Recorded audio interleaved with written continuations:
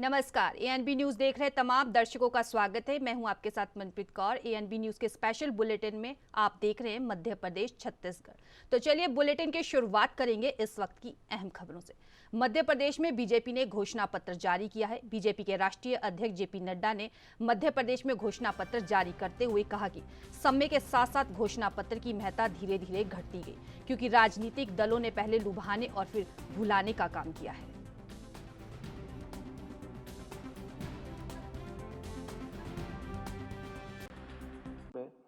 कि बेनिफिट उठाने वाले हमारे बच्चे 40,000 बेनिफिट उठा रहे हैं, 40,000 स्टूडेंट्स बेनिफिट उठा रहे हैं।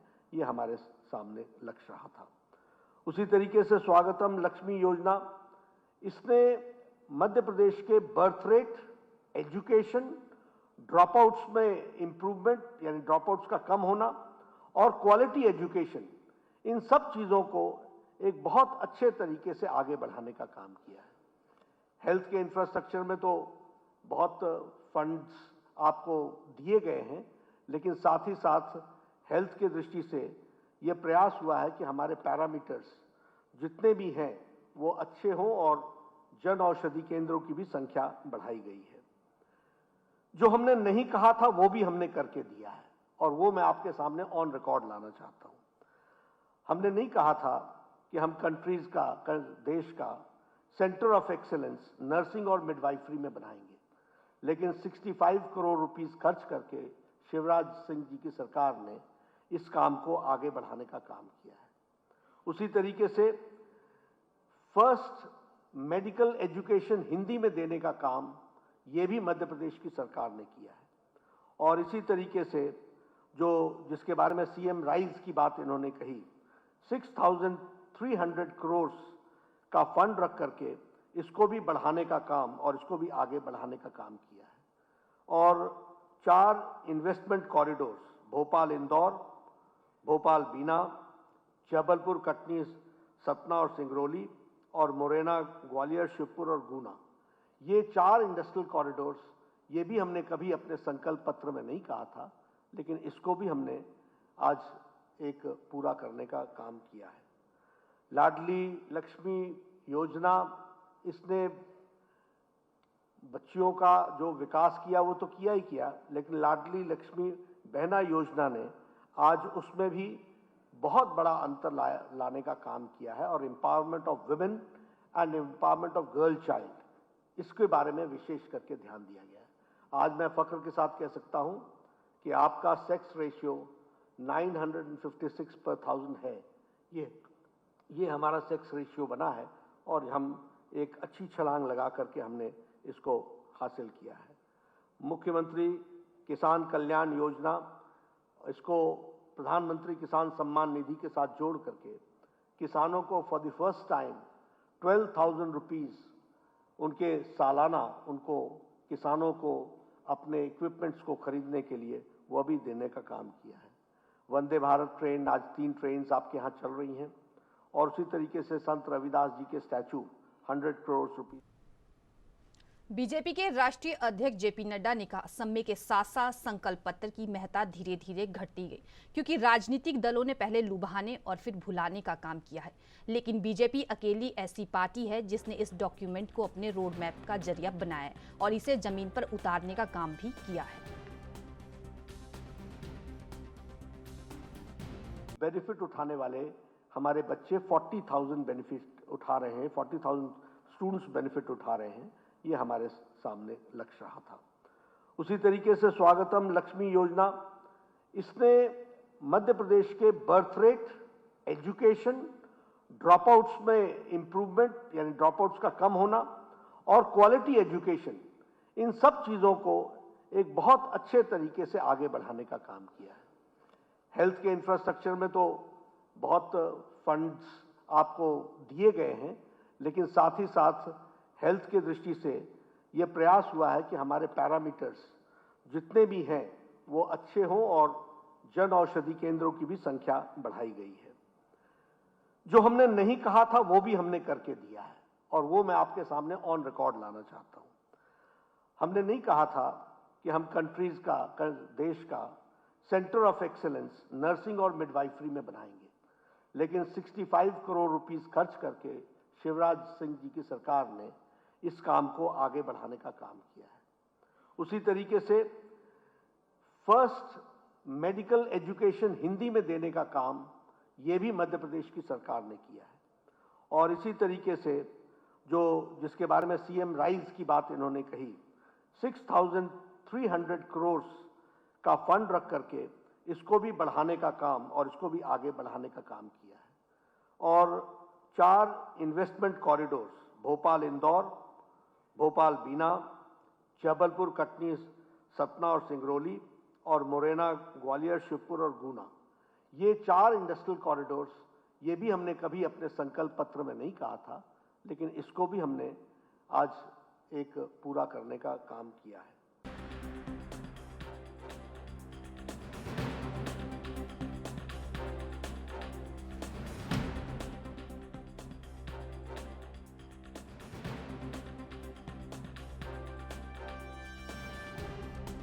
नड्डा ने कहा, समय के साथ साथ संकल्प पत्र की महत्ता धीरे धीरे घटती गई है, क्योंकि राजनीतिक दलों ने पहले लुभाने और फिर भुलाने का काम किया है, लेकिन बीजेपी अकेली ऐसी पार्टी है जिसने इस डॉक्यूमेंट को अपने रोड मैप का जरिया बनाया है और इसे जमीन पर उतारने का काम भी किया है।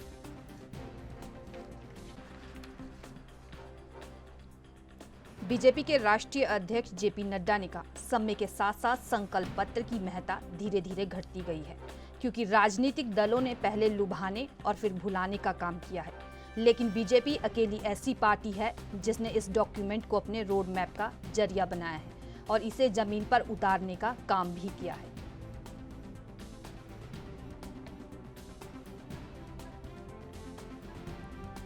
बीजेपी के राष्ट्रीय अध्यक्ष जेपी नड्डा ने कहा, समय के साथ साथ संकल्प पत्र की महत्ता धीरे धीरे घटती गई है, क्योंकि राजनीतिक दलों ने पहले लुभाने और फिर भुलाने का काम किया है, लेकिन बीजेपी अकेली ऐसी पार्टी है जिसने इस डॉक्यूमेंट को अपने रोड मैप का जरिया बनाया है और इसे जमीन पर उतारने का काम भी किया है।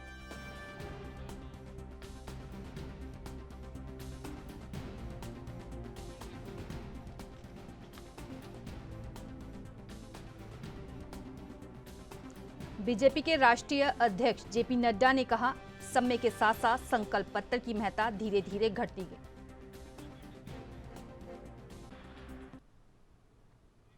बढ़ते हैं अगली खबर की तरफ। मध्य प्रदेश के मनावर में केंद्रीय गृह मंत्री अमित शाह ने कहा, जब मैं कश्मीर का बिल धारा 370 से संबंधित बिल सदन में लेकर खड़ा हुआ, तब राहुल बाबा कहते थे कि मत हटाओ, कश्मीर में खून की नदियां बह जाएंगी। राहुल बाबा, खून की नदियां तो छोड़ो, कश्मीर में किसी की कंकर चलाने की भी हिम्मत नहीं है।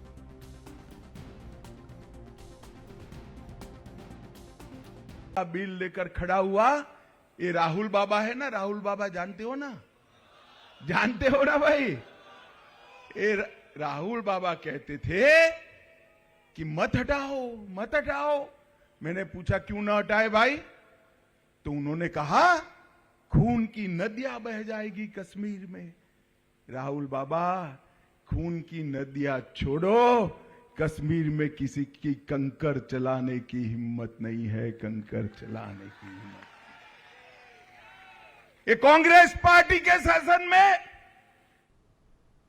मध्य प्रदेश के मुख्यमंत्री शिवराज सिंह चौहान ने कहा, कांग्रेस ने टिप्पणी की, बीजेपी नरक चतुर्दशी के दिन अपना संकल्प पत्र क्यों ला रही है। कांग्रेस के नेताओं को भारत के इतिहास या भारत की संस्कृति का कोई ज्ञान नहीं है। हमारी एक बहन प्रियंका गांधी वाड्रा आती है और भगवान राम को 13 साल के वनवास के लिए भेजती है।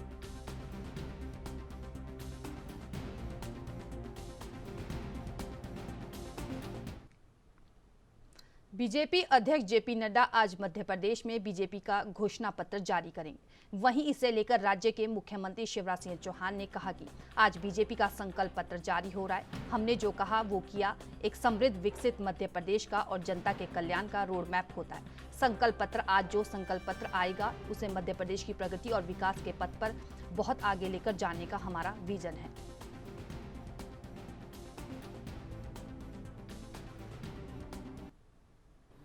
आज भारतीय जनता पार्टी का संकल्प पत्र जारी हो रहा है। हमने जो कहा सो किया।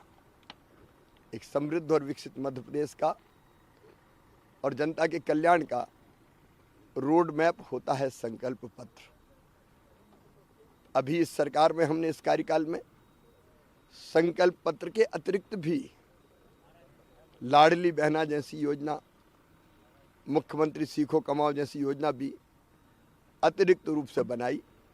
लेकिन आज जो संकल्प पत्र आएगा वो मध्य प्रदेश को प्रगति और विकास के पथ पर बहुत आगे ले जाने का हमारा विजन है।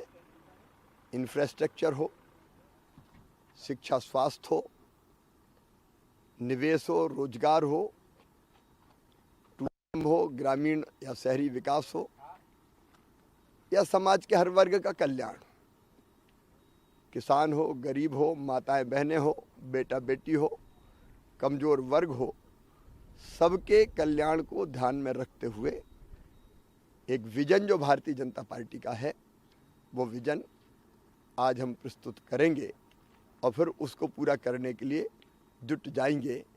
पहले जो वादे किए वो पूरे किए और अब जो हम कह रहे हैं वो हम पूरे करेंगे, क्योंकि हम ही हैं जो कहते हैं वो करते हैं। खबरों का सिलसिला लगातार जारी रहेगा। रुकते हैं छोटे से ब्रेक के लिए, फौरन लौटेंगे।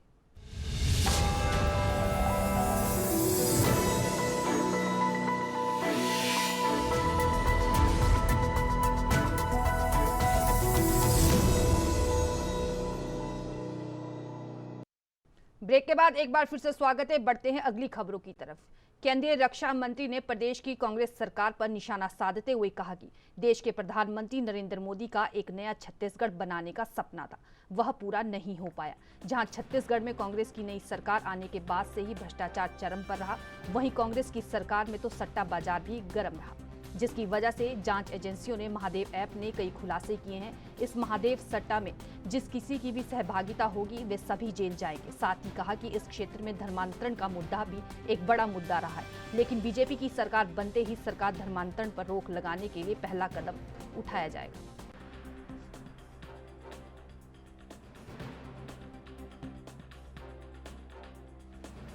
मोदी जी का जो एक नया छत्तीसगढ़ बनाने का सपना था मेरे बहनों भाइयों, वह साकार नहीं हो पाया। नई सरकार कांग्रेस की आई, भूपेश बघेल मुख्यमंत्री बने। भूपेश बघेल के मुख्यमंत्री बनने के बाद आप जानते हैं क्या हो रहा। 30% भ्रष्टाचार तो इस सीमा तक बढ़ गया है, 30% तो सीधे सीधे ऊपर ही आता है और नीचे जिसको जहां मिलता है वह केवल खाता है। यही हो गया है यहाँ की कांग्रेस की सरकार में। इसलिए मैं आज आप लोगों से अपील करने आया हूं कि भूखी भ्रष्ट सरकार, ऐसी भूखी भ्रष्ट सरकार आप लोगों ने कभी देखी नहीं होगी बहनों भाइयों, जैसी सरकार यहां पर है। 5 सालों से सत्ता का धंधा किस प्रकार से चल रहा है और एक महादेव आए, महादेव जी आ गए। लगता है कि महादेव जी ने तय कर लिया है इस भ्रष्ट सरकार को यहां से जाना चाहिए और भारतीय जनता पार्टी की सरकार यहां आनी चाहिए मेरे बहनों भाई। लेकिन जो यहां घोटाला हुआ है सत्य के आरोपों के कारण, उसकी जांच हो रही है और मुझे पक्का विश्वास है कि कुछ दिनों में दूध का दूध और पानी का पानी हो जाएगा बहनों भाइयों।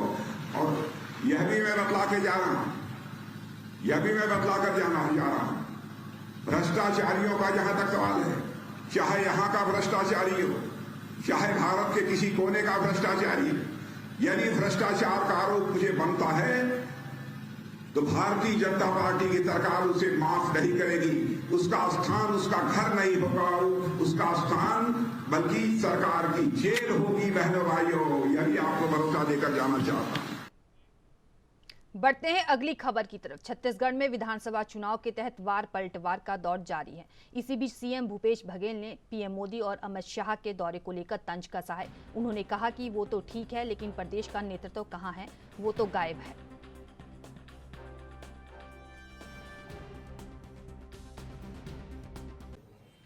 13 तारीख को पीएम भी आ रहे हैं, लेकिन प्रदेश की लीडरशिप कहाँ है, वो तो गायब है। और कुछ ठीक है। सर ये सुप्रीम कोर्ट ने पंजाब के जो राज्यपाल है उनको लेकर के टिप्पणी की है कि जिस तरह से जो संशोधन विधेयक है उनको रोक के रखा है। हमारे यहाँ भी 1 दर्जन करीब संशोधन विधेयक है। इसमें चीफ जस्टिस ने जो टिप्पणी की है वो बहुत ही गंभीर टिप्पणी है। राज्यपाल अपने अधिकार का मतलब दुरुपयोग ही कर रहे हैं। पंजाब कहें, तमिलनाडु में कहें, वहाँ भी टिप्पणी हुई। छत्तीसगढ़ में भी 1 दर्जन बिल अटके पड़े हैं और राजभवन में अटका हुआ है। तो ये भारतीय जनता पार्टी राज्यपाल के राजभवन के माध्यम से सब कुछ कंट्रोल करना चाहते हैं। ये देश के लिए, प्रजातंत्र के लिए नुकसानदायक है। ये दूसरे चरण में 953 प्रत्याशी मैदान में है, जिसमें 253 जो है वो करोड़पति है। सही बात है, तो वो तो पेपर में छपा है शायद। बीजेपी भी है उसमें भी है। ठीक है सर, ये अमित शाह जी का एक नया बात सामने आ रही, जहां भी जा रहे हैं वो बोल रहे हैं आप जिताइए, मैं इन्हें बड़ा आदमी बनाऊंगा। कितनों को बड़ा आदमी बनाने की मतलब उसके हाइट बढ़ा देंगे क्या? हाँ, वो कुनकुरी में जा रहे हैं, विष्णुदेव साय को बोल रहे हैं आप इनको जिता के देखिए मैं बड़ा आदमी बनाऊंगा। ओपी चौधरी के लिए भी यही बोल रहे हैं। तो बड़ा आदमी के पीछे विष्णुदेव साय के तो वो आदिवासी नेता हैं और विश्व आदिवासी दिवस के दिन उसको पद से मुक्त किए थे। तो उसका तो उस दिन आदिवासी दिवस के दिन ही आपने उसका कद तो 0 कर दिया था। आप कैसे बढ़ाएंगे आप? तो ये इनकी बातों पे भरोसा नहीं करना चाहिए क्योंकि अमित शाह जी बोले कि नगर नार नहीं बिकेगा। अब इस बात की क्या गारंटी है? कोई वहां से डिलिस्टिंग हुआ क्या? डिलिस्ट हुआ क्या? नहीं हुआ। जो प्रधानमंत्री के अध्यक्षता में जो कमेटी बनी और उसमें कहा गया कि नगर नार वो बिकने वाली सूची में है, उसको हटाए नहीं। अब आगे अमित शाह जी बोलते हैं कि नगर नार नहीं बिकेगा। तो ये तो सब जुमलेबाज हैं। अमित शाह पहले बोले कि चुनाव के लिए जुमलेबाजी होती है, तो ये सब जुमलेबाजी है। भारतीय जनता पार्टी जितना कर रही है सब जुमलेबाजी है। इसके बातों पर छत्तीसगढ़ की जनता तो विश्वास। मध्य प्रदेश विधानसभा चुनाव के लिए बीजेपी के संकल्प पत्र पर केंद्रीय मंत्री ज्योतिरादित्य सिंधिया ने कहा, मध्य प्रदेश में जो प्रगति और विकास का सफर शुरू हुआ है उसे ही हम लगातार जारी रखेंगे। स्वास्थ्य क्षेत्र में 20,000 करोड़ का निवेश, आदिवासी समाज के लिए 3 लाख करोड़ का निवेश, हर डिवीजन में IT एम्स। मध्य प्रदेश को एक नई उड़ान पर बीजेपी सरकार लेकर जा रही है। मध्य प्रदेश विधानसभा चुनाव के लिए बीजेपी के संकल्प पत्र पर केंद्रीय मंत्री ज्योतिरादित्य सिंधिया।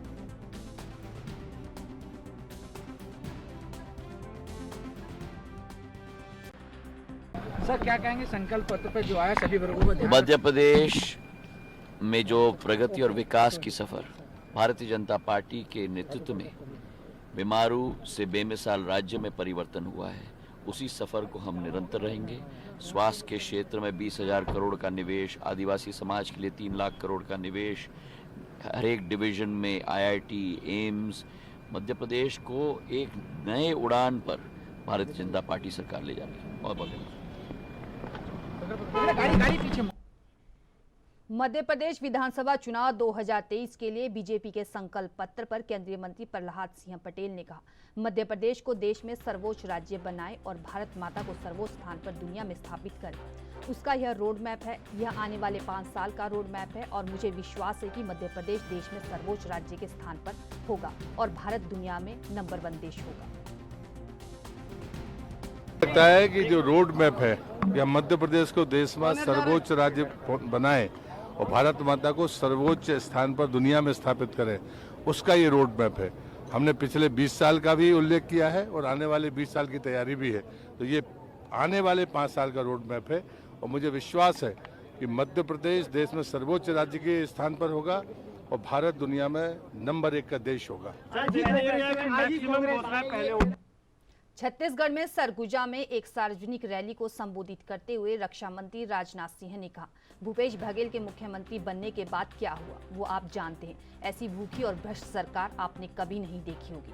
अब महादेव जी आ गए हैं और लगता है कि महादेव जी ने तय कर लिया है कि इस भ्रष्ट सरकार को यहाँ से जाना चाहिए और बीजेपी सरकार यहाँ आनी चाहिए।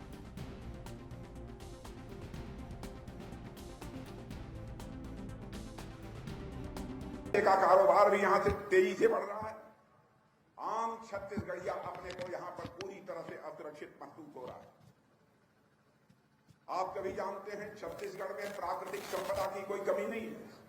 परिश्रमी लोग हैं, यहां सुंदरता है,